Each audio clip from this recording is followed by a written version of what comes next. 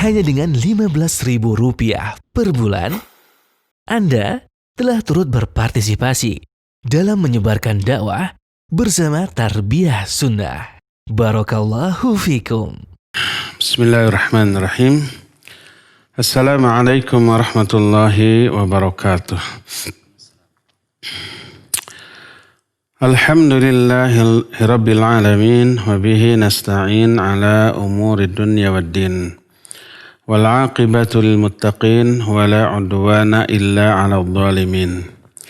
Wa asyhadu an la ilaha illallah al-malikul haqqul mubin. Wa asyhadu anna Muhammadan 'abduhu wa rasuluhu shadiqul wa'dil amin. Wassalatu wassalamu ala asyrafil anbiya'i wal mursalin wa ala alihi wa ashabihi ajma'in wa man tabi'ahum bi ihsanin ila yaumiddin wa ba'd.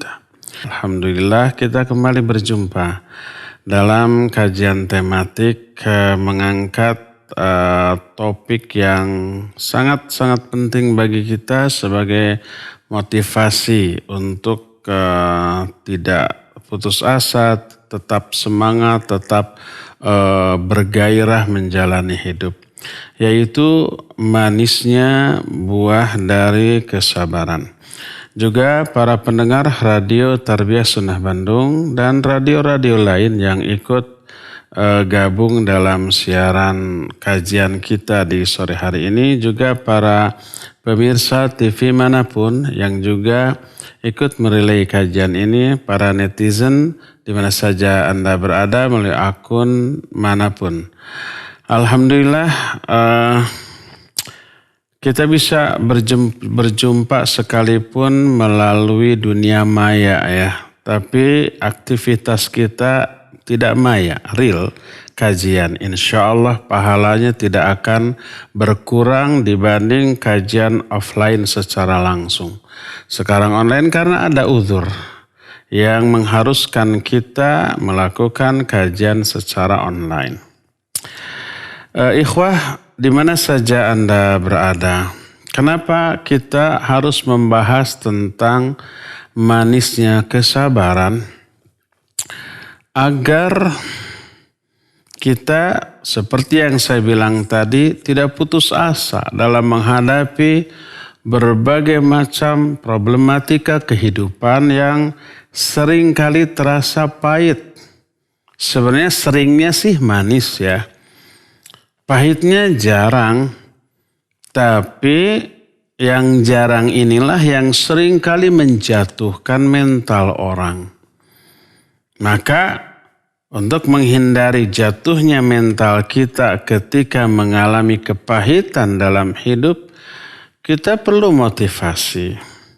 Motivasi inilah yang berupa penjelasan bahwa di balik seluruh kepahitan hidup tersebut itu terkandung banyak hikmah dan anugerah serta barokah, baik dunia ataupun akhirat, baik lahir ataupun batin, baik untuk kepentingan individu, keluarga atau masyarakat luas yang kena problemnya, masalahnya, getir pahitnya kehidupan pribadi kita, tapi manfaatnya akan terasa nanti ke keluarga dan juga masyarakat di sekitar kita.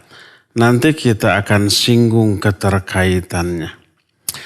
Nah, berkata Abdullah bin Mas'ud radhiyallahu an, kata beliau, ad-dinu nisfuhu as-sabr wa nisful akhar asyukru. Agama ini hanya dibagi dua. Setengahnya adalah sabar, setengah sisanya adalah syukur. Agama ini hanya sabar dan syukur saja. Kenapa? Karena kata beliau, dalam hidup manusia ini tidak akan lepas dari dua keadaan.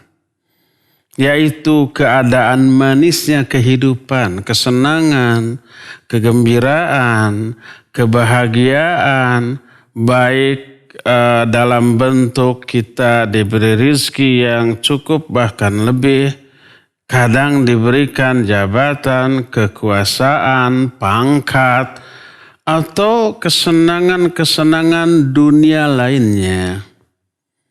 Ketika kita sedang mengalami dan merasakan manis dan enaknya serta nikmatnya kehidupan, kita dituntut untuk bersyukur atas seluruh karunia tersebut. Dan syukur ini wajib dan berefek baik baginya. Itu kondisi pertama. Kondisi kedua, yaitu pahit getirnya kehidupan. Ketika kita menerima musibah, apapun bentuk musibah tersebut, baik fisik ataupun psikis. Fisik seperti kita sakit, kita kelelahan, kita dizalimi orang secara fisik. Atau yang psikis contohnya dihina orang, difitnah orang, dipojokkan oleh orang. Dan berbagai macam jenis penderitaan yang sifatnya psikis. Mungkin ada orang yang kita cintai meninggal, atau mungkin keluarga terdekat kita yang meninggal, atau mungkin jabatan yang selama ini kita miliki dirampas secara zalim, atau mungkin umpamanya kita kehilangan uang, kehilangan pangkat. Fisik kita, kata orang Sunda mah, teu cecel, teu boncel, teu raheut-raheut acan. Fisik kita luka pun tidak, fisik kita tergores pun tidak, tapi sakitnya di dalam hati kita, dalam jiwa kita. Ini termasuk pahitnya kehidupan. Ketika kita merasakan dan mengalami pahitnya kehidupan, wajib kita sabar.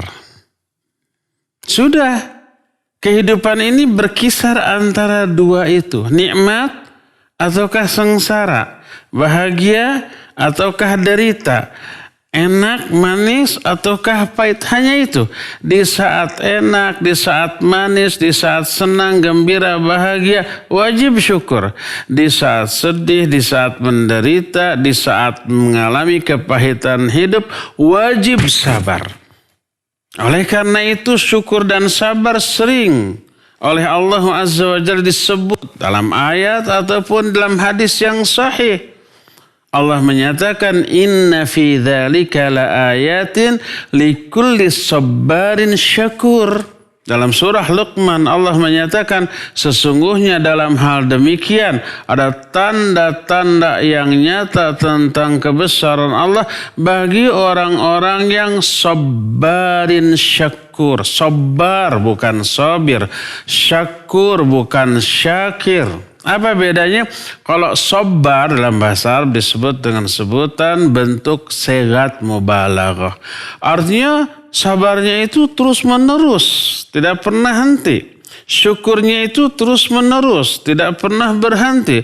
Setiap ada cobaan selalu sabar, setiap ada kenikmatan selalu syukur. Itu sabar dan syakur. Dua-duanya disebut dalam satu ayat yang sama oleh Allah dalam Al-Quran.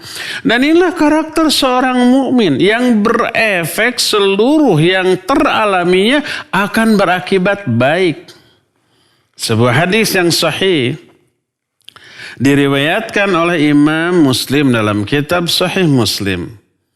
Berkata Rasul alaihi salatu wassalam, "Ajaban li amril mu'min, anna amrahu kullahu khairun, falaysa dzalika illa lil mu'min." Sungguh menakjubkan, sungguh mempesonakan urusan seorang mukmin. Nabi SAW menyatakan takjub kepada urusan seorang mukmin. Karena apa? Semua urusannya baik, nggak ada yang buruk. Dan ini tidak layak kecuali hanya dimiliki oleh seorang mukmin. Selain mukmin nggak akan memiliki hal ini. Bagaimana bisa dikatakan seluruh urusan orang mukmin ini baik? In asabathu sarra syakara fakana khairallah wa in asabathu dharra sabara fakana khairallah. Kalau orang mukmin ini diberikan kesenangan, kegembiraan, kebahagiaan, diberikan manisnya kehidupan apapun bentuknya, dia akan bersyukur atas semua itu, dan syukur ini baik akibatnya bagi dirinya. Wa in asabathu dharra, tapi kalau orang mukmin ini ditimpa kemadaratan, ditimpa kesengsaraan, penderitaan, kanyeri, kaperih, hal-hal yang tidak mengenakan fisik ataupun psikis, sabaro, dia sabar atas semua itu. Fakana khairallah, maka itu baik akibatnya bagi diri. Coba lihat, apapun yang dialami oleh seorang mukmin dalam hidupnya, tidak ada yang berefek buruk, tapi selalu berefek baik. Kalau dikasih kesenangan syukur itu baik. Kalau dikasih kesengsaraan, dia sabar, itu baik. Tak ada yang berefek keburukan bagi seorang mukmin. Ini yang membuat Nabi SAW menyatakan sungguh menakjubkan urusan orang mukmin. Gak ada keburukan yang berefek pada dirinya dalam kehidupan ini, walaupun yang dialaminya keburukan, tapi efeknya pasti kebaikan. Mungkin muncul pertanyaan, apa sih kebaikan dari kepahitan hidup dan sabar ketika pahitnya kehidupan tersebut? Ada banyak buah manisnya kesabaran, dunia ataupun akhirat. Kita rinci beberapa. Tidak mungkin kita menjelaskan semuanya. Saking banyaknya poin keuntungan yang Allah akan berikan kepada orang-orang yang sabar ketika menerima kepahitan di dalam kehidupan ini. Apa saja sih? Yang pertama, faidah dari kesabaran. Faedah yang pertama, dia akan memperoleh ma'iyatullah di dunia ini, ya. Ma'iyatullah itu artinya penyertaan dari Allah. Allah menyertai dia.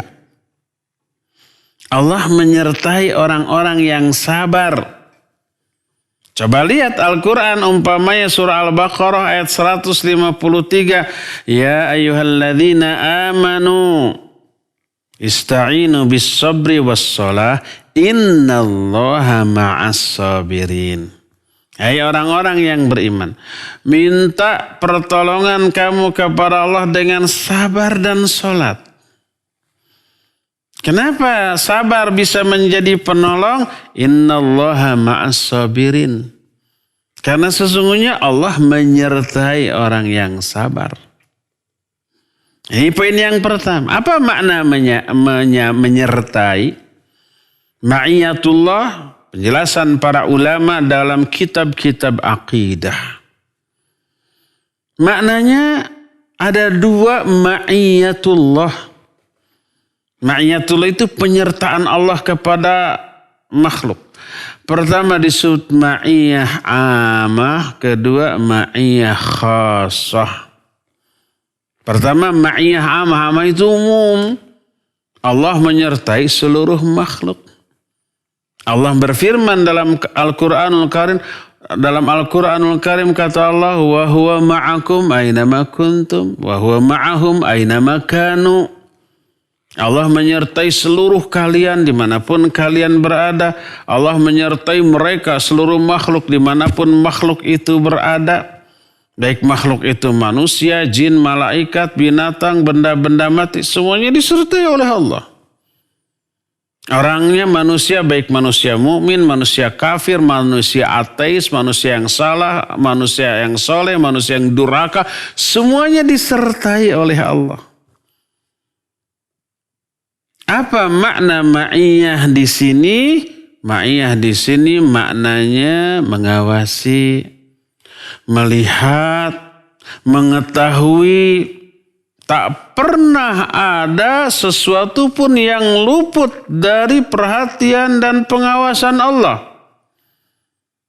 Allah Azza wa Jalla menyatakan di dalam Al-Quranul Karim, Kata Allah, ma yakunu min najwa thalathatin illa huwa rabi'uhum, wala khamsatin illa huwa sadisuhum, wala adana min dhalika wala akthar illa wa huwa ma'hum aina makanu.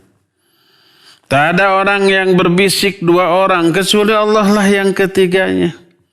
Tak ada yang berbisik 4 orang kecuali Allah lah yang kelimanya. Tak ada orang yang berbisik lebih sedikit daripada itu atau lebih banyak daripada itu kecuali Allah menyertai mereka semua. Maknanya Allah mendengar, Allah melihat, Allah mengetahui, Allah menyaksikan. Tak ada sesuatu pun yang luput dari pengetahuan Allah. Semuanya disertai oleh Allah. Ini disebut ma'iyah amah. Penyertaan Allah secara umum kepada seluruh makhluk. Makna kedua dari ma'iyatullah adalah ma'iyah khasah, yaitu penyertaan secara khusus. Diberikan hanya kepada orang-orang khusus. Orang yang tunduk, patuh, taat, setia, satuhu kepada Allah Azza wa Jalla. Orang bertakwa. Orang yang berbuat kebaikan, di antara orang yang sabar. Innallaha ma'as sabirin. Innallaha ma'al muhsinin. Innallaha ma'al muttaqin. Allah menyertai orang sabar. Allah menyertai orang yang berbuat kebaikan. Allah menyertai orang yang bertakwa. Itu orang-orang khusus. Penyertaan Allah kepada mereka dengan makna khusus pula. Yaitu apa? Yaitu melindungi, yaitu menolong, yaitu memberikan bantuan yang dibutuhkan di momen-momen yang memang mereka membutuhkan bantuan dan pertolongan tuh. Makna ma'iyatullah itu Allah menolong, Allah menguatkan, Allah memantapkan, Allah Azza wa Jalla memberikan perlindungan yang diperlukan, yang dibutuhkan. Allah berfirman di dalam salah satu ayat dalam Al-Quran, Ali Imran 125, kata Allah, Bala in tasbiru wa tattaqu wa ya'tukum min fawrihim hadha yumdidkum rabbukum bi 5,000 minal malaikati musawwimin. Kata Allah Azza wa Jalla, Allah menyatakan kalau kamu sabar, kamu bertakwa. Tadi dikatakan orang bersabar, orang bertakwa disertai oleh Allah. Kalau kamu sabar, kamu takwa, lalu kamu dikepung oleh pasukan musuh yang banyak. Kaum muslimin sedikit. Yumdidkum rabbukum bi 5,000 minal malaikati musawwimin. Allah akan bantu kamu, Allah akan tolong kamu, Allah akan kuatkan kamu dengan mengirim 5.000 pasukan malaikat. Tapi syaratnya intasbiru wa tattaqu, kalau kamu sabar, kalau kamu takwa. Ini yang dimaksud orang sabar, orang takwa disertai oleh Allah. Dilindungi, dibantu, dikuatkan, dikokohkan. Walaupun mereka jumlahnya sangat banyak, pasukan musuh banyak, kaum muslimin sedikit. Ini yang menjadi kunci, yang menjadi rahasia. Kenapa kaum muslimin setiap perang walaupun sedikit jumlahnya selalu menang. Di dalam perang Badar 300 melawan 1.000 orang, lebih dari 3 kali lipat. Di dalam perang Uhud 700 melawan 3.000 orang, awalnya menang. Selama kaum muslimin tunduk patuh kepada instruksi Rasul SAW, awalnya menang. Begitu ada yang menyimpang, baru mengalami kekalahan. Satu-satunya kekalahan dalam peperangan yang dialami oleh kaum muslimin. Di perang Ahzab atau perang Khandaq 3.000 melawan 10.000 atau menurut riwayatnya 12.000 orang. Kaum muslimin tidak kalah. Yang paling hebat apa? Dalam perang Mu'tah. 3.000 kaum muslimin mampu mengalahkan 200.000 orang kaum kafir saat itu. Bayangkan. Berdasarkan hal itulah maka rahasia di balik kemenangan kaum muslimin karena ada ma'iyatullah. Penyertaan Allah dengan makna dilindungi, dibantu, dipelihara, dijaga, ditolong. Kalau dalam medan perang dikirim sampai 5.000 malaikat. Dalam perang Badar dikirim sampai 1.000 malaikat. Idh tastaghithuna rabbakum fastajaba lakum anni mumiddukum bi alfim minal malaikati murdifin. Ingat, ketika kalian berdoa kepada Allah, meminta pertolongan kepada Allah, dan Allah mengabulkan doamu dengan mengirim 1.000 malaikat yang turun secara berduyun-duyun. Oleh karena itulah maka pantas apabila walaupun 300 orang kaum muslimin musuh 1.000, ada malaikat 1.000 malaikat turun membantai orang-orang kafir di medan perang Badar, menang kaum muslimin. Seluruh tipu daya strategi yang dahsyat dari orang-orang kafir nggak mempan. Ketika seorang muslim, pasukan kaum muslimin sabar dan bertakwa, tipu daya strategi perang kaum kafir tidak akan bermanfaat apa-apa bagi mereka. Allah berfirman dalam Al-Quran surah Ali Imran ayat 120, wa in tasbiru wa tattaqu la yadurrukum kaiduhum syai'a. Apabila kalian bersabar dan bertakwa, maka tipu daya siapapun yang akan mencelakai kamu itu nggak bermanfaat sedikit pun. Nggak akan memadaratkan kamu sedikit pun. Nggak akan membahayakan kamu sedikit pun. Asal sabar dan takwa. Wa in tasbiru wa tattaqu la yadurrukum kaiduhum syai'a. Nah, ini salah satu bentuk ma'iyatullah. Penyertaan Allah kepada orang-orang yang sabar. Inilah buah yang pertama dari kesabaran. Yaitu apa? Yaitu diberikan bantuan, pertolongan, perlindungan dari Allah Azza wa Jalla. Atau yang kita sebut dengan sebutan ma'iyatullah. Faidah yang kedua. Ini masih di dunia nih. Orang itu di dunia akan diberikan rahmat dari Allah. Juga diberi hidayah. Dan dipuji, disanjung oleh Allah di hadapan para malaikat yang ada di sekitarnya, yang ada di sekelilingnya. Dan itu diterangkan oleh Allah dalam banyak ayat Al-Quran. Orang sabar itu akan beken di langit dengan keterkenalan yang positif karena dipuji. Yang mujinya itu raja di raja, penguasa alam semesta yaitu Allah. Dipujinya di hadapan para makhluk yang luar biasa mulianya, yaitu para malaikat yang ada di sekitar Arsy, yang oleh Imam Al-Qurtubi disebut dengan sebutan malaikat karubiyun karena dekatnya mereka dengan Allah. Dan itu adalah malaikat dengan level yang tinggi kemuliaannya karena dekatnya jarak mereka dengan Allah. Allahnya istiwa di atas Arsy. Di sekitar Arsy ada para malaikat yang berjibun memenuhi seluruh jengkal dari tempat yang ada di sana. 3 sekaligus Allah berikan rahmat, hidayah, dan juga sanjungan dan pujian. Diterangkan oleh Allah dalam Al-Quran dalam surah Al-Baqarah, lanjutan ayat yang tadi kita kemukakan. Yaitu surah Al-Baqarah ayat 155 sampai 157. Ayat sebelumnya 154-nya menjelaskan manusia selama hidup itu pasti akan dipenuhi ujian.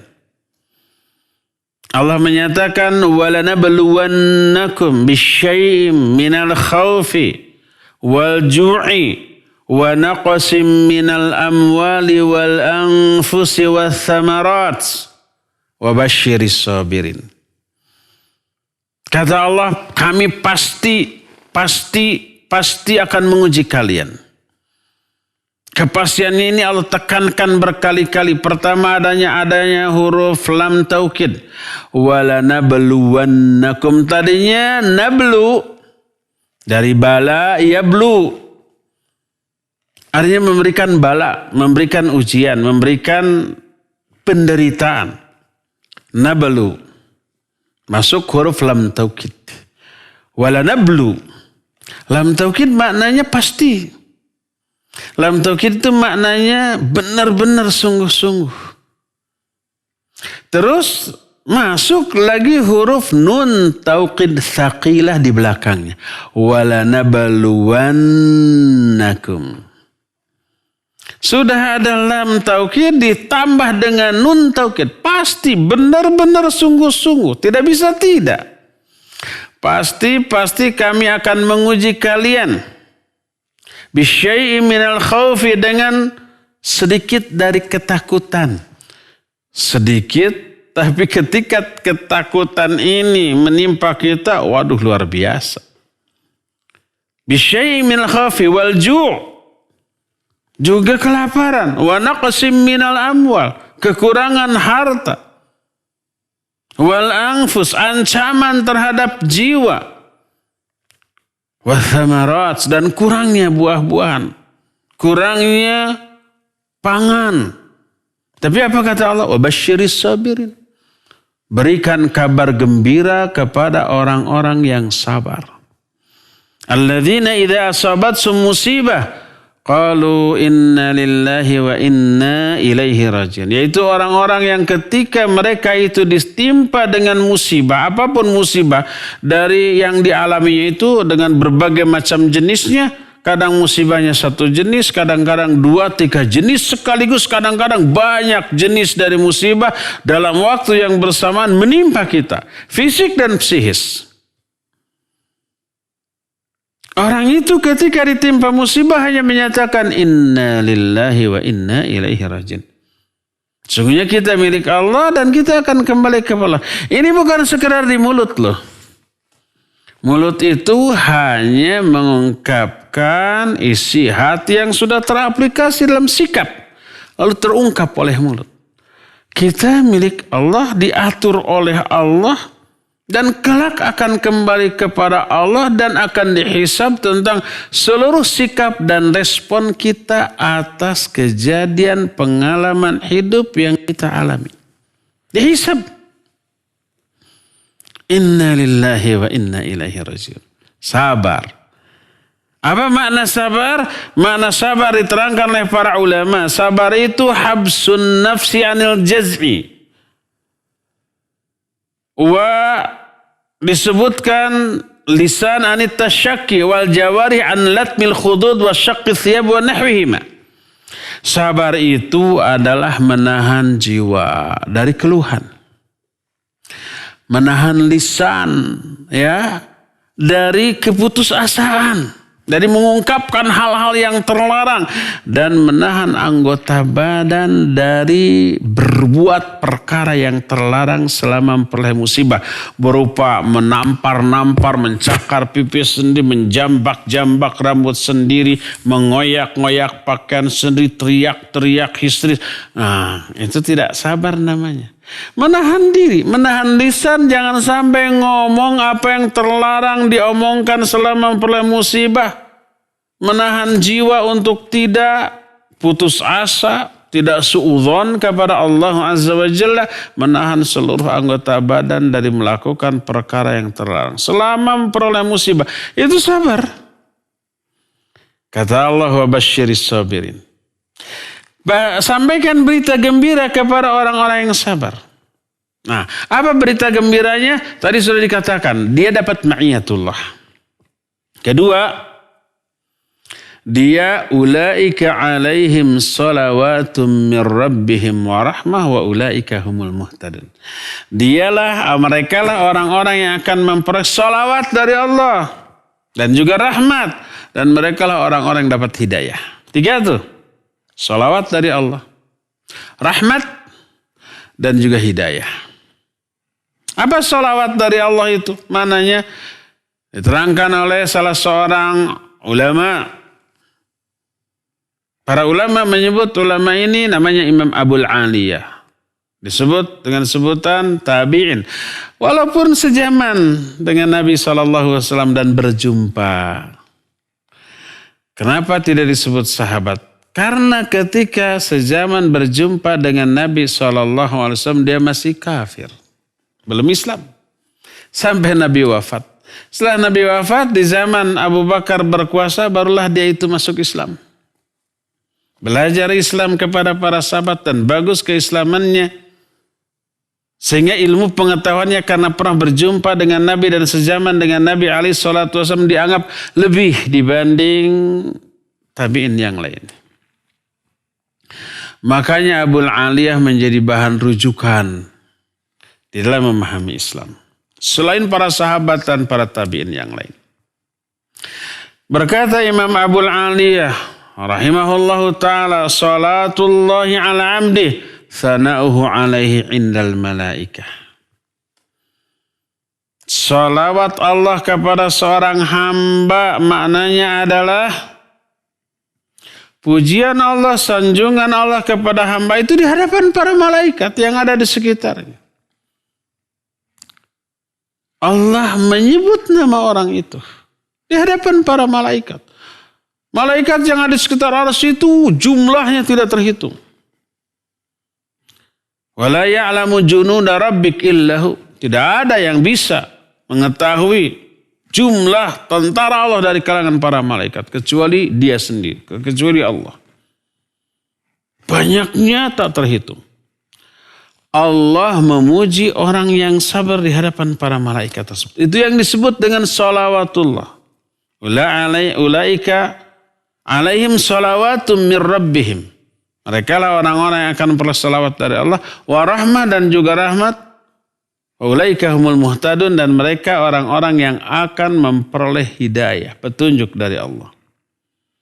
Salah satu penyebab seseorang diberi hidayah oleh Allah adalah sabar ketika memperoleh musibah. Berarti kita sudah tahu 4 buah dari kesabaran, yang keempat-empatnya manisnya luar biasa. Pertama ma'iyatullah, yang kedua sanjungan pujian dari Allah Azza wa Jalla di hadapan para malaikat, yang ketiganya rahmat, yang keempatnya adalah hidayah dari Allah Azza wa Jalla. Buah kelima kita sedikit agak ngebut ya. Karena banyaknya poin yang harus disampaikan sedangkan waktu terbatas. Salah satu di antara buah dari kesabaran adalah pahala yang melimpah atas kesabaran itu. Nggak dihitung. Allah itu biasa kalau memberikan balasan menyebut angka. Ya 10 kali lipat, 700 kali lipat atau lebih dari itu. Adapun ketika menjelaskan tentang banyaknya pahala dari kesabaran, Allah nggak nyebut angka tapi tanpa hitungan. Maknanya banyak, nggak bisa dihitung. Sebagaimana firman Allah Azza wa Jalla di dalam Al-Quranul Karim dalam surah Az-Zumar ayat yang ke-10, innama yuwaffas sabiruna ajrahum bighairi hisab. Hanyalah Allah akan memberikan pahala kepada orang-orang yang sabar tanpa hisab. Berkata Imam Al-Auza'i rahimahullah ketika menerangkan ayat ini, apa yang dimaksud dengan memberikan pahala tanpa hisab? Beliau menyatakan laisa yuz'u lahum wa la yukalu lahum innama yughrafu lahum ghurafa. Maknanya pahala yang diberikan itu tidak ditimbang, tidak ditakar, tapi diraup, digelontorkan tanpa batas. Saking apanya? Saking banyaknya. Itu di satu sisi itu pahalanya banyak. Di sisi lain, lawan dari pahala. Apakah lawan dari pahala itu? Lawan dari pahala itu adalah dosa tentu saja ya. Kalau dalam bentuk uang di dunia, pahala itu tabungan, dosa itu hutang, gitulah intinya. Kita berhutang ke orang lain, tabungan gak ada. Aduh, ripuh repot. Dikejar-kejar debt collector terus. Diteleponan terus, didatangi terus. Yang banyak hutang seperti itu biasanya nomor HP-nya gak pernah tetap, tiap hari gonta-ganti. Ya pernah juga ada di rumah ya. Untuk menyelamatkan diri dari penagih. Tapi sebaliknya. Kalau tabungan banyak, hutang gak ada, bahkan piutang banyak. Kita banyak menghutangi orang lain. Ngasih pinjam, ngasih bantuan dengan bantuan yang harus dikembalikan kepada kita gitu. Senang hidup di dunia itu. Nah kalau di akhirat, bekal hidup kita di akhirat itu pahala. Yang membahayakan kita dosa. Makanya kalau pahala besar dan banyak, dosa sedikit bahkan tidak ada, aduh itu orang bahagia. Dengan tingkat kebahagiaan yang tinggi. Tingkatan surga ini lebih tinggi. Ini yang dimaksud dengan ayat dalam Al-Quranul Karim. Yarfa'illahu alladhina amanu minkum walladhina utul ilma darajat. Allah mengangkat orang-orang beriman dan berilmu beberapa derajat. Maknanya di dunia dan di akhirat. Orang berilmu derajat kehormatannya tinggi di dunia. Dan di akhirat derajat tingkatan surganya juga tinggi. Berkata Imam Ibnu Hajar Al-Asqalani ketika menafsirkan ayat tadi surah Al-Mujadilah ayat yang ke-11. Kata beliau, raf'atud darajat li kathrati thawab. Ketinggian derajat seorang mukmin di surga karena banyaknya pahala. Lebih banyak pahala, lebih tinggi tingkatan surganya nanti. Makanya orang mukmin itu tingkatan surganya juga berbeda-beda. Tergantung saldo pahala yang dibawa ke akhirat. Makanya seringkali pahala disebut dengan darajat. Dalam ayat tadi surah Al-Mujadilah ayat 11. Dalam hadis juga dikatakan berkata Rasul alaihi salatu wasallam innal mu'mina la yudriku bi husni khuluqihi darajatas sawamil qawwam tuh. Sesungguhnya kata Nabi SAW hadis ini sahih riwayat Imam Muslim dalam kitab Sahih Muslim. Sesungguhnya seorang mukmin dengan kemuliaan akhlaknya mampu mencapai derajat sawam dan qawwam. Sawam itu tukang saum, terus-terusan saumnya bukan sekali dua kali. Qawwam itu tukang tahajud. Segat mubalaghah dari soim dan qaim. Kalau orang saumnya sekali dua kali, soim. Kalau terus sawam. Kalau orang tahajudnya sekali dua kali, qaim. Tapi kalau terus tiap malam tidak pernah tidak, qawwam namanya.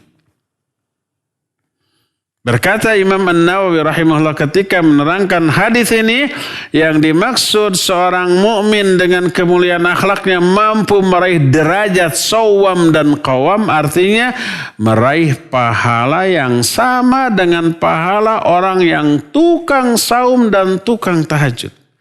Malam harinya melakukan sebaik-baik ibadah di malam hari yaitu tahajud. Siang harinya melakukan sebaik-baik ibadah di siang hari yaitu saum. Malamnya saum, malamnya tahajud, siangnya saum. Ini orang luar biasa. Pahalanya kebayang. Nah, orang mukmin dengan kemuliaan akhlaknya diberi pahala yang sama dengan pahala ahli tahajud dan ahli saum. Disebut darajat. Mananya pahala. Jadi makin banyak pahala, derajat kemuliaannya makin tinggi nanti di akhirat. Sementara itu dosanya, dosa orang-orang yang sabar itu berkurang terus dan dihapus oleh Allah Azza wa Jalla. Berkata Rasul sallallahu alaihi wasallam, la yusibul mu'mina. Tidak ada sesuatu pun yang menimpa seorang mukmin, baik rasa sakit ataupun disebut al-hazan, kesedihan. Wala hamun, juga keresahan. Resah, gelisah, risau, galau, sedih. Apa bedanya hamun dan hazan? Keresahan dan kesedihan. Kalau kesedihan disebabkan oleh peristiwa masa lalu. Kejadian buruk yang menimpa kita membuat jiwa kita gak nyaman gitu ya. Itu sedih namanya. Kalau hamun, keresahan adalah karena kekhawatiran masa yang akan datang. Besok saya celaka atau selamat ya. Besok saya bagaimana? Khawatir. Itu ham. Tapi yang jelas dua-duanya itu ketidaknyamanan perasaan dan jiwa kita. Tidaklah seorang mukmin ditimpa penderitaan, kesedihan, keresahan, sakit, atau kelelahan, kecapean. Illa kaffarallahu bihi khataya. Kecuali Allah akan apa? Hapuskan seluruh dosa-dosa orang yang mengalami musibah tersebut dari dirinya. Dihapus tuh. Salah satu di antara buah manis dari kesabaran karena penderitaan adalah dihapusnya dosa-dosa dari diri kita. Sebanyak apa dosa yang dihapus? Berbanding lurus dengan kadar penderitaan yang sedang dialaminya. Baik penderitaan fisik ataupun psikis. Jangan dikira orang yang difitnah, yang digibahi, ya, yang dicela, yang dicaci, dimaki, baik berdua-dua dengan si pelaku ataupun di tengah orang banyak, baik lisan ataupun tulisan. Sekarang kan tulisan itu lebih pedas daripada lisan. Lisan mah harus kedengaran, harus berhadap-hadapan. Tulisan mah berada di jarak yang terpisah jauh ribuan kilometer, bisa tuh nulis dengan 2 jempol. Mencela, menghina, memfitnah dan sejenisnya kan ya. Siapa yang untung, siapa yang rugi? Orang awam memandang yang rugi, yang difitnah, yang dihina, yang dicela. Yang untung yang mencelanya. Terbalik. Detik itu juga si pencela dihukum. Detik itu juga korban yang difitnah, dicela, digibahinya itu diberikan keberuntungan. Apa bentuknya? Bentuknya pertama, si pelaku, subjeknya ini dosanya nambah, pahalanya berkurang. Si korbannya detik itu juga begitu dihina, dicela, difitnah dan yang sejenisnya, dosanya dihapus, diover, ditransfer kepada si pelaku dan pahalanya nambah, memperoleh transferan pahala dari si pelaku. Jadi kalau orang zalim kepada orang lain, apapun bentuk kezalimannya, baik hinaan, celaan, gibahan, fitnahan atau kezaliman lain, itu sama dengan begini. Sini dosa kamu, saya tanggung, saya ambil. Nih pahala saya kasih kepada kamu. Itu sama dengan begitu tuh. Siapa yang untung, siapa yang rugi? Yang untung yang menjadi korban kezaliman. Yang rugi yang menjadi pelaku dari kezaliman. Nanti pahala dia habis, dosanya tambah numpuk, disebut dengan sebutan bangkrut. Bahasa Arabnya, bahasa hadisnya muflis. Atadruna manil muflis, kata Nabi SAW. Tahu nggak kalian siapa orang yang muflis? Muflis ini istilah ekonomi. Bangkrut. Makanya para sahabat menyangka ini bukan urusan agama nih pertanyaan, tapi urusan dunia, urusan ekonomi. Makanya dijawab. Tidak dijawab dengan Wallahu Allah wa Rasuluhu alam. Tidak. Tapi dijawab al-muflisu indana. Orang yang bangkrut di kalangan kami itu alladzi la mala lahu wa la mata. Yang enggak punya uang, enggak punya harta, enggak punya modal untuk usaha, itu muflis. Dijawab. Sebab dikiranya apa? Dikiranya ini pertanyaan tentang urusan dunia. Oleh Nabi SAW dibantah, bukan itu. Al-muflisu min ummati alladzi ata bi salatihi wa siyamihi wa zakatihi wa hasanatihi. Orang yang muflis di kalangan umatku adalah orang yang kelak di akhirat datang dengan membawa pahala salat, pahala saum, pahala zakat, pahala semua kebaikannya. Wa qad syatama hadza wa zalama hadza wa daraba hadza wa qadhafa hadza wa safaka damma hadza. Tapi dulu ketika di dunia orang ini pernah mencela orang lain. Pernah berbuat zalim kepada orang lain. Pernah memukul orang lain. Pernah memenjarakan orang lain dengan tuduhan palsu yang dibikin-bikin umpamanya. Pernah mengalirkan darah orang lain. Maka semua korban kezalimannya mengambil pahala dari diri orang ini. Banyaknya pahala berbanding lurus dengan kadar kezalimannya. Makin gede kezaliman, makin banyak pahala yang diambil.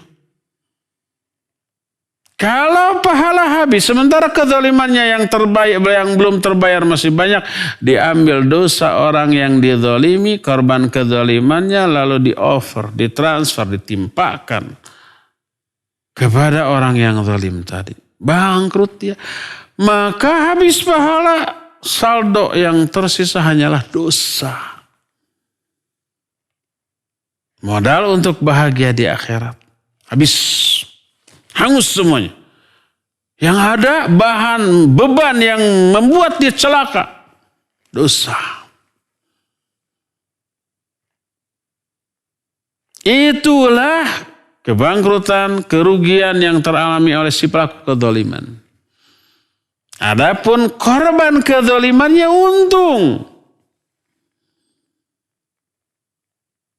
Di akhirat terutama tuh.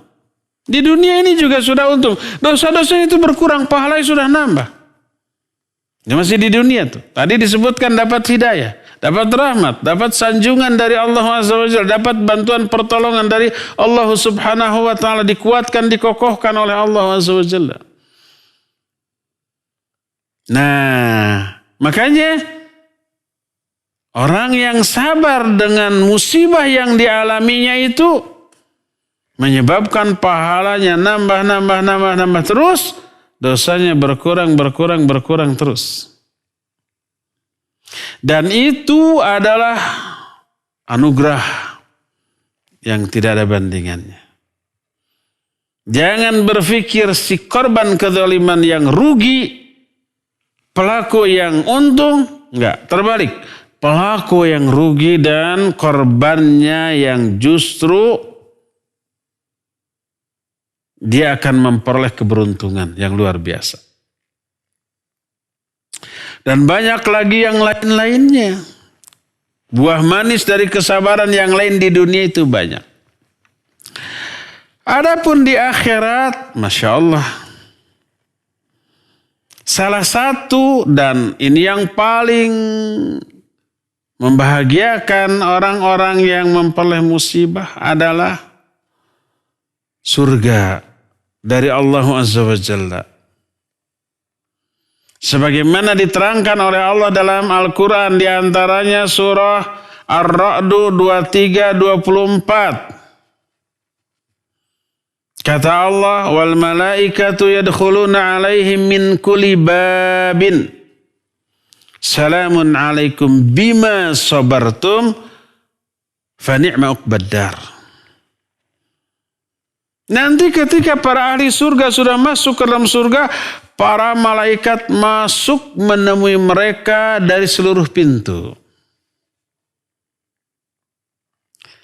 Pintu surga itu seluruhnya ada berapa? Ada 8 pintu surga.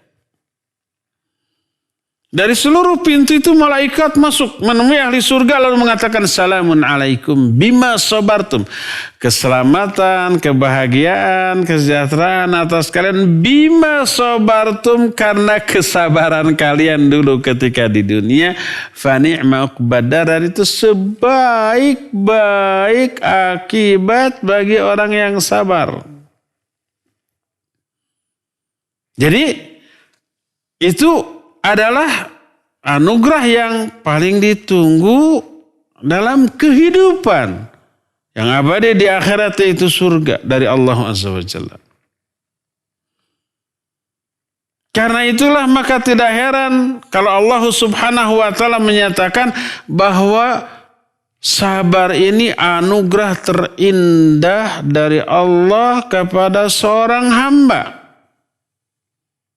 Sebagaimana sabda Rasul sallallahu alaihi wasallam dalam Sahihain, Sahih Bukhari dan Sahih Muslim dalam hadis yang diterima dari Abu Sa'id Al-Khudri radhiyallahu an, berkata Rasul alaihi salatu wasallam, "Ma utiya ahadun ata'an khairan wa ausa minas sabr." Tidak ada pemberian yang Allah berikan kepada seseorang yang lebih baik dan lebih luas dibanding kesabaran.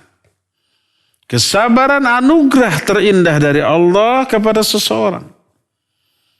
Karena kebaikan yang terkandung di balik kesabaran luar biasa menyangkut dunia dan akhirat.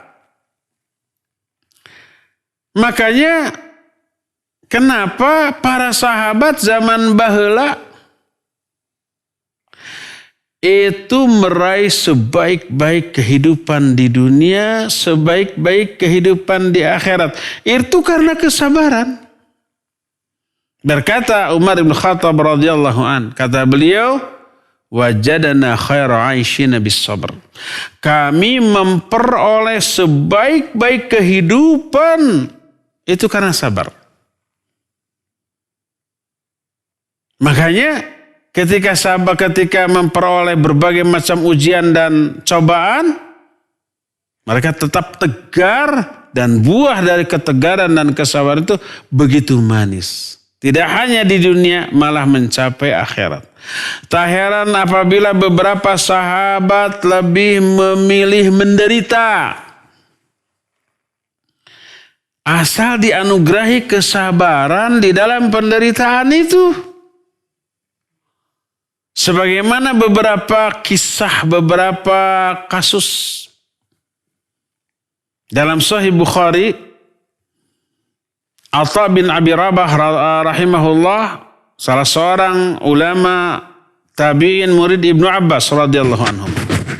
Kata Atha, suatu saat Ibnu Abbas berkata kepadaku, ala urika imra'atan min ahli jannah, mau enggak aku perlihatkan kepada kamu seorang wanita ahli surga. Jadi jamin masuk surga tapi masih hidup. Yang menjaminnya bukan manusia, tapi Allah, yang kemudian Allah mewahyukan kepada Nabi SAW bahwa dia ahli surga. Mau nggak aku tunjukkan wanita ahli surga nih? Oh mau.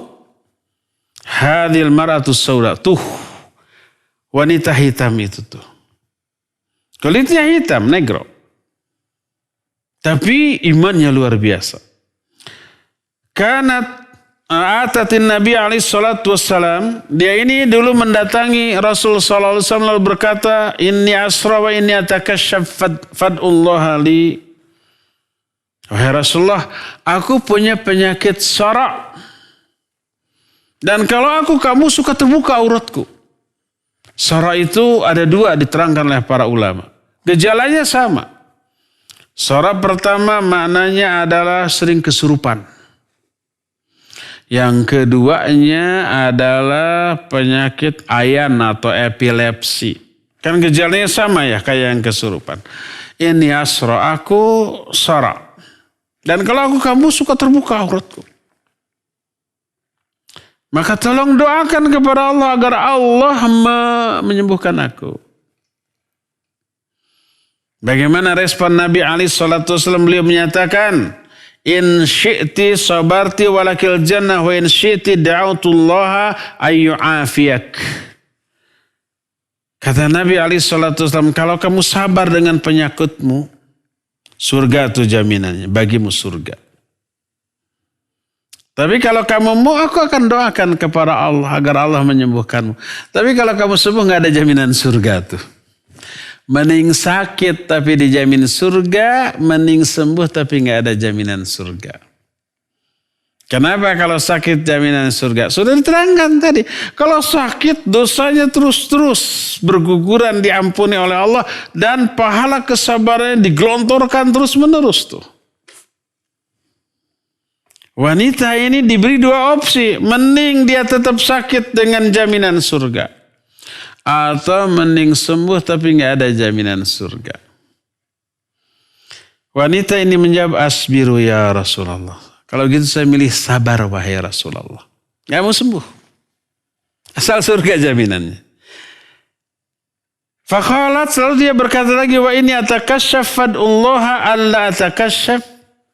Tapi kalau kambuh aku suka terbuka auratku. Tolong doakan. Agar kalau aku kambuh auratku tidak terbuka. Fada'alaha. Lalu oleh Nabi SAW didoakan. Sejak saat itu wanita ini sering kambuh tapi auratnya tetap terjaga. Tidak pernah terbuka lagi. Seperti sebelumnya. Coba lihat. Wanita ini lebih memilih menderita dengan penyakitnya tapi sabar dengan balasan surga. Tahu manisnya buah dari kesabaran, mending gitulah, mending sabar. Kalau sembuh, nggak ada lagi media atau penyebab terampuninya dosa dan terlimpahkannya pahala. Kalau sembuh, bahkan kalau sembuh orang cenderung berbuat dosa, ya nggak? Dosanya nambah, pahalanya bisa berkurang dengan ghibah, dengan fitnah atau yang sejenisnya dengan kezaliman kepada orang lain. Ketika Nabi SAW menyatakan bahwa setiap musibah, penderitaan atau termasuk sakit yang menimpa seorang mukmin itu akan menggugurkan dosa-dosanya. Mendengar itu sahabat berdoa, ya Allah sakitkan saya seumur hidup. Bayangkan. Tapi jangan sampai sakitnya saya ini menghalangi saya dari 3 hal. Pertama dari sholat berjamaah di awal waktu. Kedua dari haji. Ketiga dari jihad fisabilillah. Dia memilih sakit daripada sehat. Doanya dikabul oleh Allah Azza wa Jalla. Sejak saat itu badannya demam, panas, meriang. Orang-orang yang dekat pun merasakan hawa panas dari badan orang ini. Seumur hidupnya sampai meninggalnya. Tapi 3 hal ini gak pernah kelewat. Selalu berjamaah di awal waktu. Selalu kalau ada setiap tahun haji dan kalau ada jihad dia selalu paling awal. Kenapa sahabat ini lebih memilih sakit? Karena tahu buah kesabaran di balik sakit yang dia alami. Suatu saat Abu Bakar As-Siddiq radhiyallahu an sakit. Ini diterangkan oleh Imam Ahmad dalam kitab Az-Zuhud. Marada Abu Bakar As-Siddiq radhiyallahu anhu. Fa'aduhu. Abu Bakar sakit. Lalu para sahabatnya melayatnya. Lalu berkata para sahabat, alla nadwa laka at-tabib. Mau enggak kami panggilkan dokter untukmu, tabib untuk menyembuhkanmu? Apa kata Abu Bakar? Qad ra'ani tabib. Sang tabib itu sudah melihat aku. Lalu para sahabatnya bertanya, fa ayyu syai'in qala lak? Lalu apa yang dikatakan sang tabib? Abu Bakar menjawab, qala inni fa'alul lima urid. Sang tabib menyatakan sesungguhnya aku maha pelaksana semua yang aku kehendaki. Ternyata sang tabib yang dimaksud adalah Allah Azza wa Jalla. Cukup, gak perlu dipanggilkan tabib. Ini semuanya menunjukkan keutamaan sabar. Sampai-sampai berkata Ali bin Abi Thalib radhiyallahu an, as-sabru minal iman bimanzilati ra'si fil jasad. Wala jasada liman la ra'sa lahu wala imana liman la sabra lahu. Kata Ali bin Abi Thalib radhiyallahu anhu, sabar, kedudukan sabar di dalam iman taubahnya seperti kedudukan kepala dalam jasad kita. Tak akan ada kehidupan bagi jasad tanpa kepala dan tak ada iman bagi orang-orang yang tidak memiliki kesabaran. Dari sinilah kita mengetahui betapa amat sangat manisnya buah dari kesabaran. Dan itu yang kita butuhkan dalam hidup. Sabar. Karena hidup tak pernah kosong dari ujian dan cobaan, tak pernah sepi dari penderitaan dan rasa sakit, baik fisik ataupun psikis, dari kehidupan yang kita alami sekarang. Dan itu bukti adanya iman dalam diri kita. Berfirman Allah Azza wa Jalla, ahasiban nas ayutsraku ayyaqulu amanna wa hum la yuftanun. Itu surah Al-Ankabut ayat yang kedua, Alif Lam Mim. Apakah manusia mengira bahwa mereka akan dibiarkan berkata kami telah beriman, padahal belum diuji. Yubtalar rajulu ala hasbi dini fa in kana fi dinihi salabah zidalahu fil bala. Kata Rasul sallallahu alaihi wasallam, seseorang itu akan diuji sesuai dengan kadar imannya. Makin hebat imannya, makin hebat ujian. Asyaddun nasi bala'an al-anbiya, thumma as-salihun, thumma al-amsal fal-amthal. Manusia yang paling hebat ujiannya adalah para nabi. Kemudian orang-orang soleh, kemudian orang yang di bawah itu dan orang yang di bawah itu. Kenapa para nabi manusia yang paling hebat ujiannya? Karena imannya paling hebat. Di bawah itu orang soleh, paling hebat ujiannya setelah para nabi. Kenapa? Sebab imannya juga paling hebat setelah kehebatan iman para nabi. Dibanding umumnya orang awam. Begitulah seterusnya. Makanya ketika memperoleh penderitaan dari kehidupan ini, seorang mukmin menyambutnya dengan senyum ketabahan. Tahu bahwa ini adalah sesuatu yang lebih menguntungkan dirinya daripada merugikan dirinya. Ya.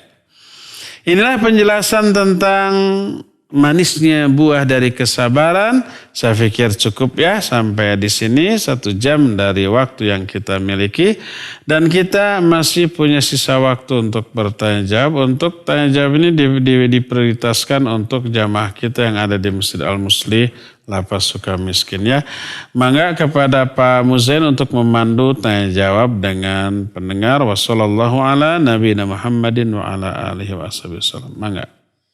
Nah, syukron Ustaz atas penjelasan yang disampaikan dalam kajian kita di sore hari ini. Dan untuk selanjutnya kita buka sesi tanya jawab. Kami persilakan terutama kepada para jamaah Masjid Al-Muslih Lapas Sukamiskin Bandung yang akan bertanya, kami persilakan. Dan juga para pendengar dan pemirsa Tarbiyah Sunnah Channel juga bisa bertanya baik melalui telepon di nomor 022-8686-2637 atau melalui pesan singkat di nomor 081122714776. Baik, sudah ada dari Lapas, kami persilakan. Baik, yang terhormat Bapak Ustadz Abu Haidar. Di sebelah kami ada mantan Menteri Agama kita Bapak Sudarma Ali. Juga di belakang kami ada Pak mantan Menteri Kumham Bapak Fatkalis Akbar dengan seluruh jajarannya, dengan teman-teman di sini ada anggota DPR, ada Bupati, Camat dan sebagainya. Pertanyaan pertama akan diajukan oleh Pak Surya Dharma Ali. Kepada Pak Surya Dharma Ali kami persilakan.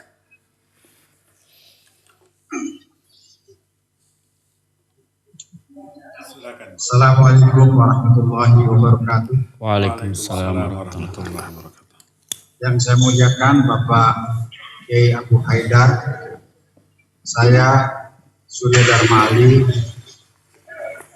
atas nama pimpinan dan jamaah Masjid Al-Muslih mengucapkan terima kasih Bapak berkenan memberikan pencerahan kepada kami. Tema ini sangat menarik dan sangat menggugah kami semua. Di sini Pak Kiai, banyak orang-orang yang terzalimi.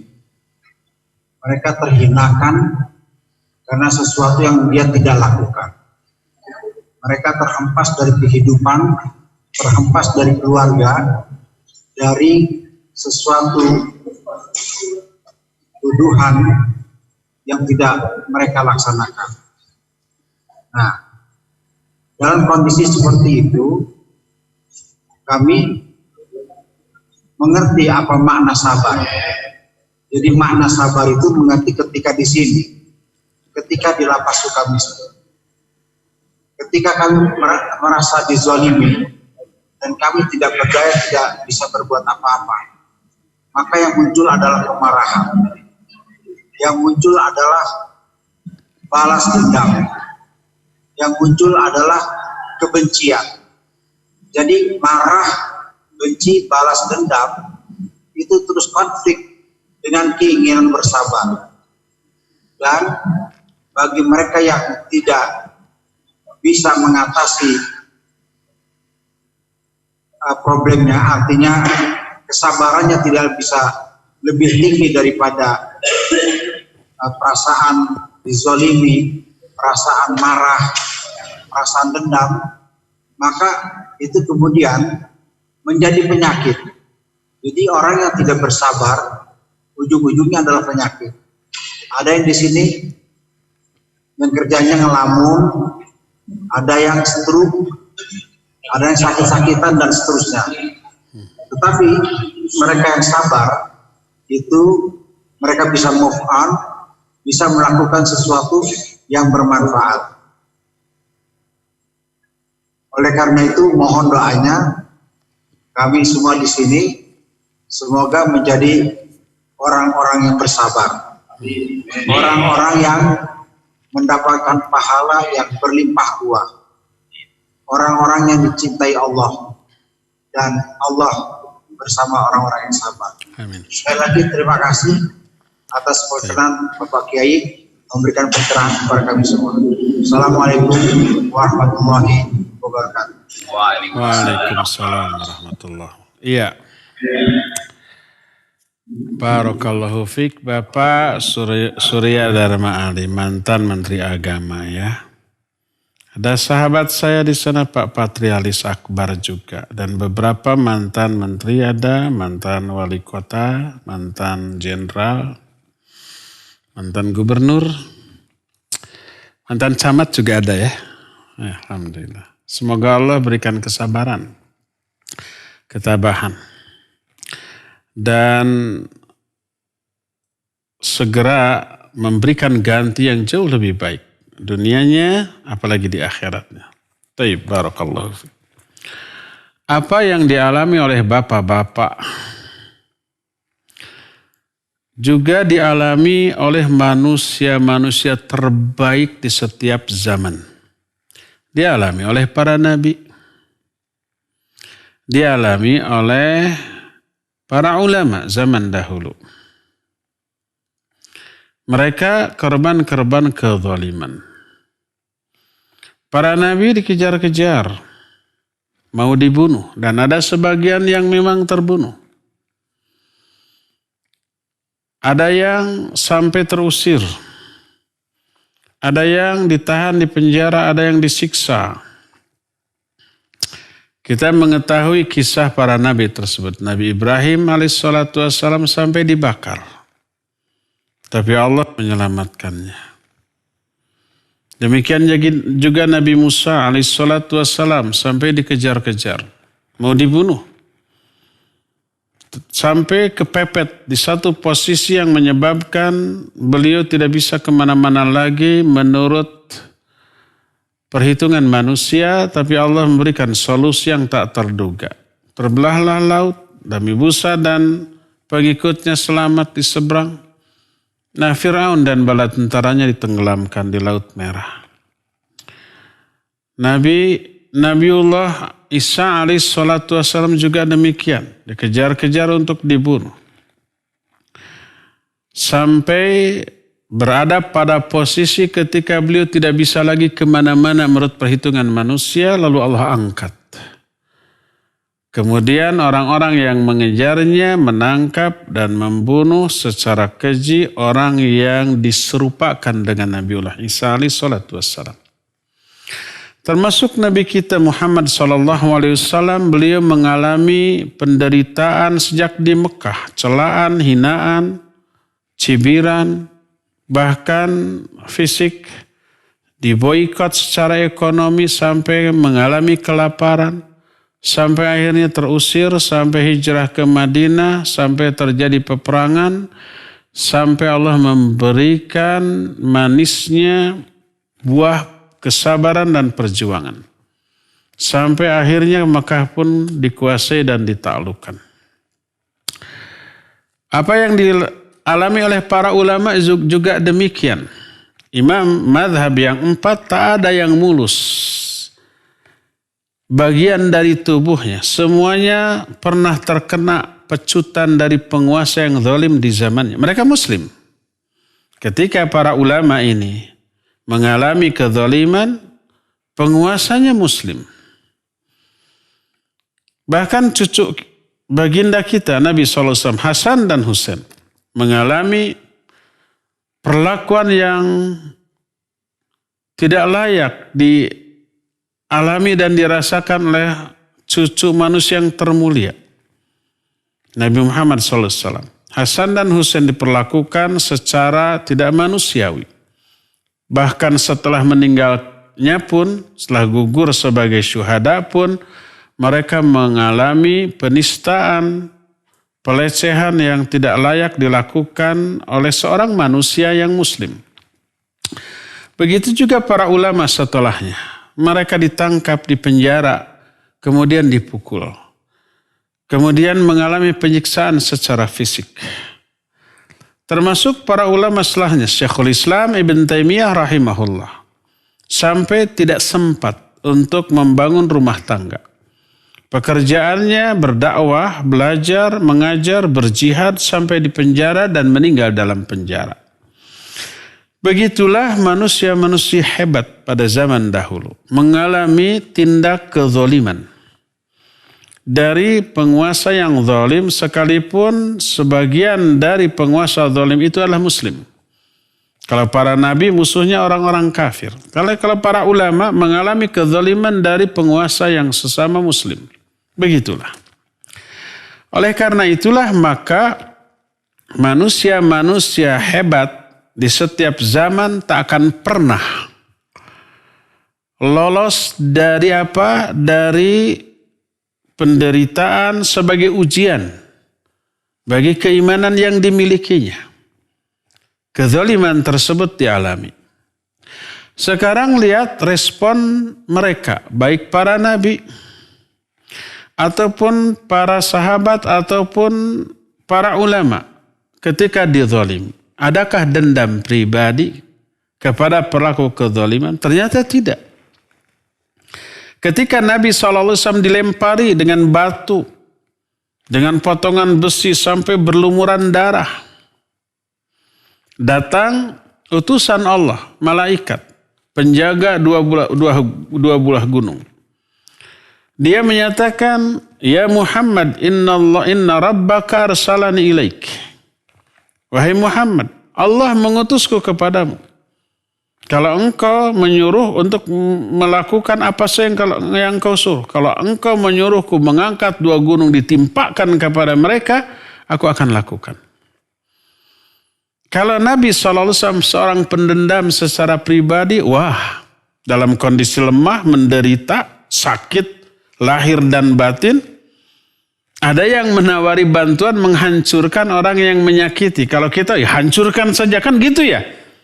Apa kata Nabi SAW? Tidak. Beliau hanya berdoa, Allahumma hdi qaumi fa innahum qaumun la ya'lamun. Ya Allah, berikan hidayahmu kepada kaumku. Karena sungguhnya mereka berbuat itu karena kebodohan, karena ketidaktahuan. Ketika Nabi SAW di Mekah dizolimi dengan kezaliman yang di luar batas kemanusiaan. Apa yang dialami oleh Nabi mungkin tidak, kita tidak pernah mengalami. Pernah nggak kita lagi sholat ditaploki kotoran? Nabi SAW pernah. Ketika sujud ditaploki kotoran unta dari kepala sampai punggungnya. Pernah nggak kita diburu orang untuk dibunuh? Nabi SAW pernah disergap. Tapi Allah Azza wa Jalla menyelamatkannya. Wa idh yamkuru bikal ladzina kafaru liyuthbituka aw yaqtuluka aw yukhrijuk. Wa yamkuruna wa yamkurullah wallahu khairul makirin. Ingat, ketika orang-orang kafir membuat makar untuk menyergap kamu, mengusir kamu atau membunuh kamu. Mereka membuat makar, Allah juga membuat makar dan Allah sebaik-baik pembuat makar. Nabi SAW diselamatkan. Nah, ketika tiba masanya Nabi SAW menyerang balik mereka, Mekah ditaklukkan. Kalau beliau seorang pendendam, seluruh orang kafir yang dahulu menyakitinya bisa dieksekusi. Tapi beliau bertanya, menurut kalian apa yang akan aku lakukan kepada kalian? Mereka menjawab, Akhil Karim, ibnu Akhil Karim. Engkau adalah saudara yang mulia, anak dari saudara kami yang mulia. Tidak akan ada tindak kekerasan yang akan kau lakukan kepada kami. Maka kata Nabi SAW, aku berkata kepada kalian seperti apa yang dikatakan oleh Nabi Musa, tidak ada dendam atas kalian sekarang, kalian bebas. Nabi Yusuf, bukan Nabi Musa, Nabi Yusuf zaman dahulu dizolimi oleh saudara-saudaranya, tapi setelah Nabi Yusuf berkuasa, beliau menyatakan tidak ada dendam terhadap kalian. Dibebaskan. Begitu juga Rasul SAW. Ya. Itulah yang dilakukan oleh para ulama. Demikian oleh para nabi. Demikian juga para ulama. Sehingga sebagian ulama, salah satu ulama menyatakan seandainya aku memiliki doa yang pasti dikabul oleh Allah Azza wa Jalla. Pasti doa ini akan aku tujukan untuk kemaslahatan pemimpin kaum muslimin. Agar mereka disolehkan. Karena kesolehan pemimpin itu bermaslahat kepada seluruh kemaslahatan rakyat. Maka dengan tidak adanya dendam, kata Aisyah, man taqama Rasul sallallahu alaihi wasallam min nafsih. Rasul sallallahu alaihi wasallam tidak pernah dendam secara pribadi. Maka dengan menghilangkan kebencian, kedengkian, dendam, permusuhan kepada orang yang mendolimi, jiwanya plong, dadanya lapang, legawa dia. Karena dia yakin semua yang dilakukan oleh manusia akan peroleh balasannya dari Allah. Bukan dari sama manusia. Penguasa zalim itu sampai matinya mungkin gak terbalas kezalimannya. Itu lebih membinasakan mereka. Karena balasannya kalau di akhirat itu jauh lebih dahsyat daripada balasan di dunia.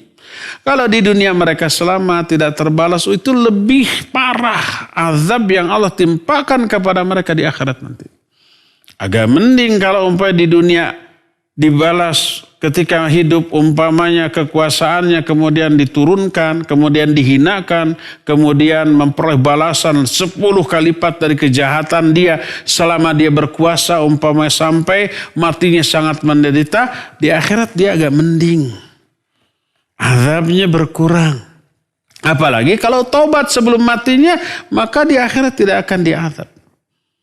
Itu kalau di dunia diazab. Tapi kalau di dunia si penguasa zalim tersebut khair-khair saja, baik-baik saja, sehat-sehat saja, ketawa-ketawi saja sampai mati, di akhiratnya jauh lebih babak belur daripada kalau dibalas di dunia.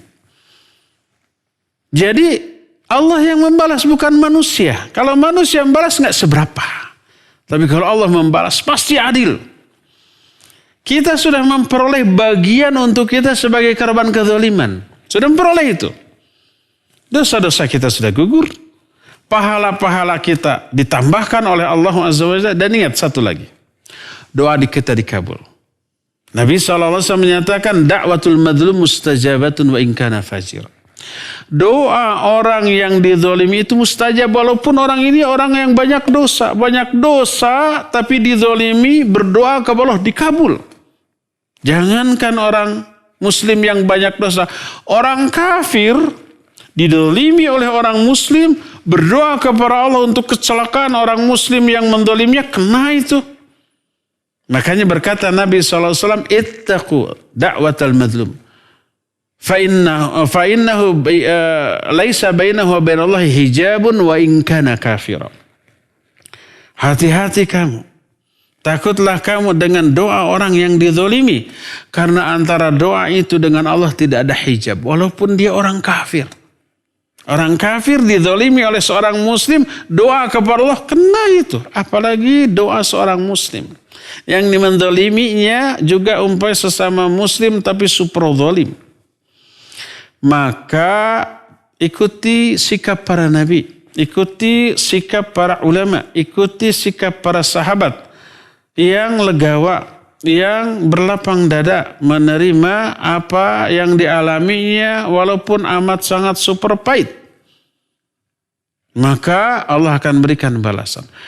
Ini yang membuat kita ngemplong, akan terbebas dari penyakit. Ingat, umumnya penyakit fisik banyak yang disebabkan oleh kondisi psikis. Ketika jiwa seseorang dipenuhi dengan kepedihan, kesedihan, bermuram durja, ada kebencian, kedengkian, dendam, tapi tidak terlampiaskan. Ini yang kemudian apa? Mengganggu pikirannya, mengganggu mentalnya, mengganggu fisiknya.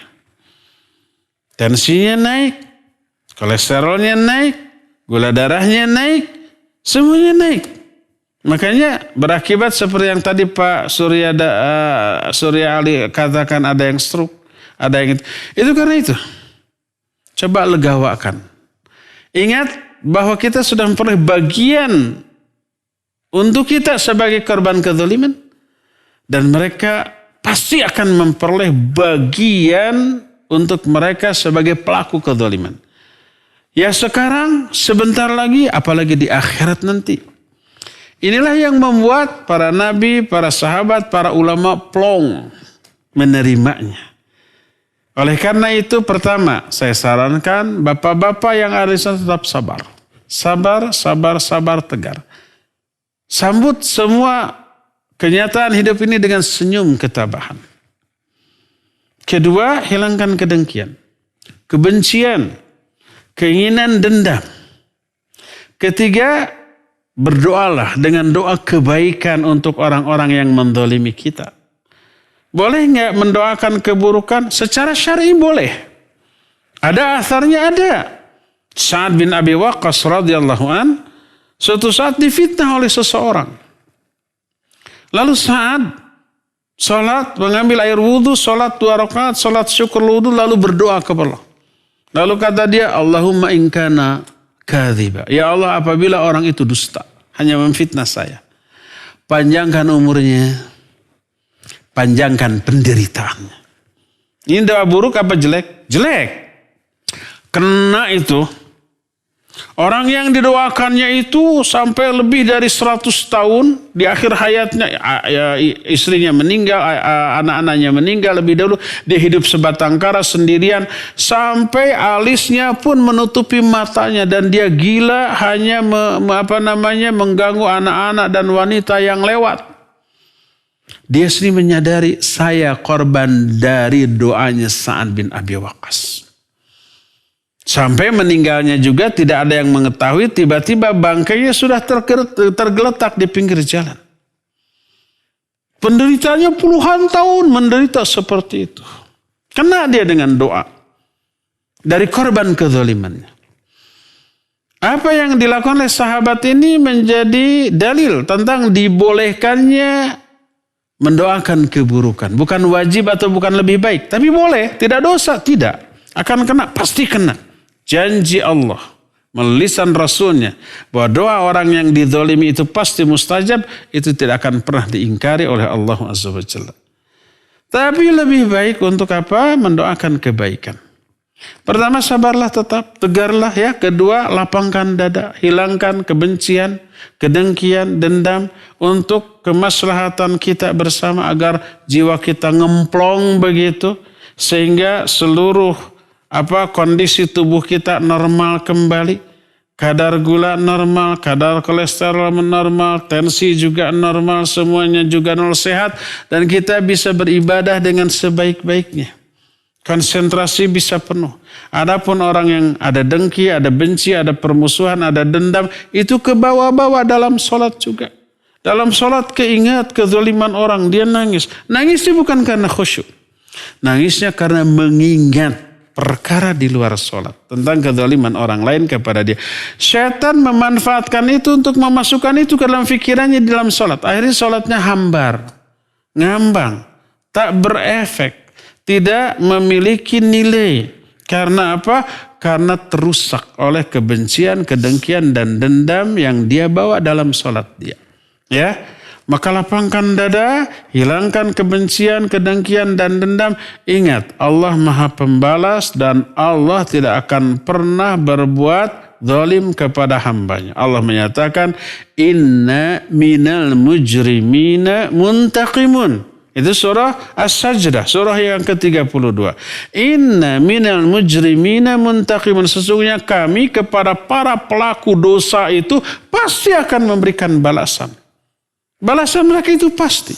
Kalau nggak di dunia, di akhirat jauh lebih dahsyat lagi. Ya, saya dari tempat yang jauh kepada para sesepuh kita di sana, selain memberikan apa yang disampaikan oleh para ulama dari kitab-kitab tentang kesabaran, juga hanya bisa berdoa. Semoga Allah menyabarkan para sesepuh di sana, korban-korban kezaliman di sana. Semoga Allah juga memberikan ketegaran, ketabahan, kelapangan jiwa, ya, ketentraman hati, keteduhan kalbu, kekhusyuan di dalam ibadah, dan semoga doa-doa yang dipanjatkan oleh bapak-bapak di sana didengar oleh Allah, dikabul oleh Allah Subhanahu wa taala, dan semoga buah dari manisnya kesabaran segera Allah turunkan kepada bapak-bapak di sana korban kezaliman beserta keluarganya sebelum nanti mengecap manisnya buah dari kesabaran di akhirat, ya. Demikian Pak Surya Ali dan juga bapak-bapak di sana, ya, wallahu a'lam bishawab. Silakan lagi. Nah, syukron Ustaz atas jawabannya, atas pertanyaan dari Bapak Surya Dharma Ali tadi. Dan untuk berikutnya kami persilakan Pak Patrialis yang akan bertanya. Kami persilakan Pak. Assalamualaikum warahmatullahi wabarakatuh. Waalaikumsalam warahmatullahi wabarakatuh.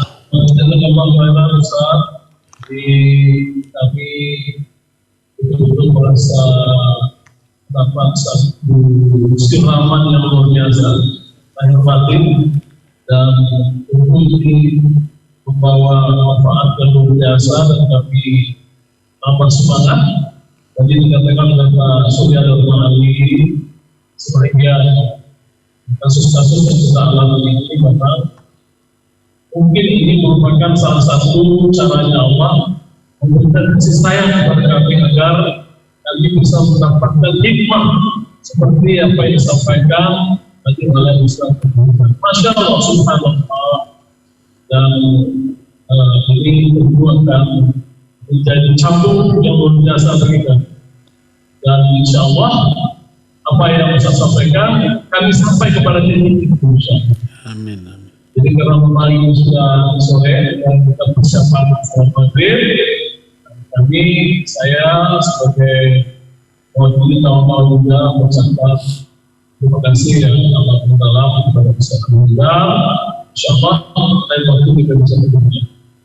Assalamualaikum warahmatullahi wabarakatuh. Waalaikumsalam warahmatullahi wabarakatuh. Taib. Ya, Pak Patrialis Akbar, barakallahu fiik, ya.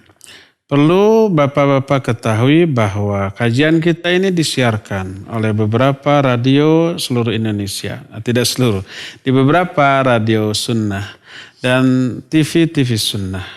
Juga para netizen. Tidak hanya di Bandung, tidak hanya di Jawa, tidak hanya di Indonesia, bahkan juga di luar negeri. Mungkin ribuan orang ikut mendengarkan, dan karena ini direkam, mungkin nanti akan didengar oleh jutaan orang juga di seluruh dunia. Insya Allah mereka ikut mendoakan. Ya, insya Allah ikut memberikan kontribusi spiritual berupa doa-doa yang mereka panjatkan. Semoga Allah memberikan ketabahan, kesabaran, kelapangan dada, dan semoga Allah segera menurunkan manisnya buah dari kesabaran bapak-bapak, tidak hanya nanti di akhirat tapi di dunia. Sebelum dunia ini kita tinggalkan, semoga manisnya buah kesabaran Allah turunkan sebelum kelak akan kita rasakan di akhirat nanti, ya. Ya, saya pikir cukup sampai di sini saja kajian kita. Semoga kita bisa berjumpa lagi di masa-masa yang akan datang. Dan semoga saya pribadi beserta kru nanti bisa bersilaturahmi bila sudah memungkinkan ke para sesepuh di Lapas Sukamiskin itu ya. Cukup ya sampai di sini. Subhanakallahum bihamdik asyhadu an la ilaha illa anta astaghfiruka wa atubu ilaik. Walhamdulillahi rabbil alamin. Wa sallallahu ala nabiyina Muhammadin wa ala alihi wa ashabihi wasallam. Wassalamualaikum warahmatullahi wabarakatuh.